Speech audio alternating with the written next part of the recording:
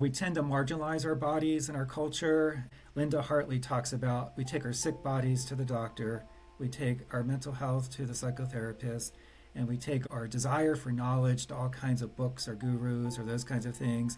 But when our spirit ails us, we may go to church or we may go to religion or God, but then we often go to drugs, alcohol, sex, or other addictions. Our culture kind of fragments in how we're treated with mental health, how we're treated medically, how we're treated spiritually. So there's this bifurcation. And this bifurcation happens also in the church, so the spirit from the body. And then there's a long history from Augustine all the way back from the beginning of time around how over centuries we've become more and more disembodied from ourselves. And so we hear things in our churches, the body's evil, desires are evil, the body is bad. If only we can separate our spirit from the body, then we will be okay. But that has done harm, has fragmented and really disconnected us from ourselves and from others and from God.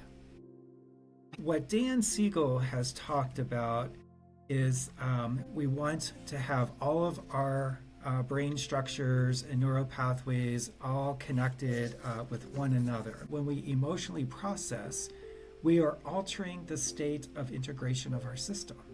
So the sharing of affective states or feeling states of emotional resonance is a fundamental form of integration. Emotion is integration, but as we mentioned earlier, how even trauma and addiction fragment the way that the brain operates across structures and in a holistic way, but also how we're disconnected from our bodies. So the more we're connected to our bodies, the more integration we have, and the more that we are able to have a felt sense presence of God, but a felt sense presence of each other. And so what we know is that addiction and betrayal fragment the way that we can truly experience safety in our bodies and how we truly experience love. So the more we're disembodied, then the more we're not likely to experience love, because it must be embodied.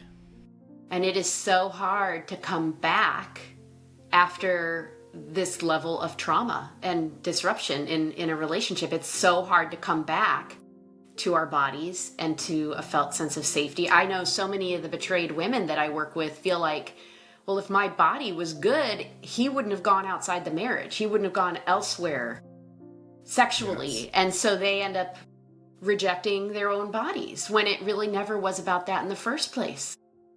Absolutely. Yeah. So there's that fragmentation. And also when a lot of betrayed spouses experience that, then there's already this foundation of internalized messaging that we get from the culture, but we also get from the church, and how bad that the body is, some of the history and the impact of purity culture and what that has taught women about their bodies. I think one of the things that I like to emphasize here is moving from how the church in an unhealthy way has seen the body.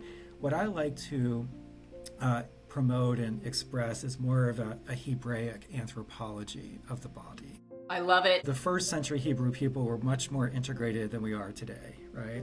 And so in the way that they looked at the body, it was more of a unified, integrated, lived person, where body, spirit, emotions, the relational life are inseparable. When we think about a Hebrew anthropology of the body, there is no dualism. It's only what we call differentiated unity. In Hebrew thought, you don't have a body, soul, and spirit. You are a multi-dimensional unity.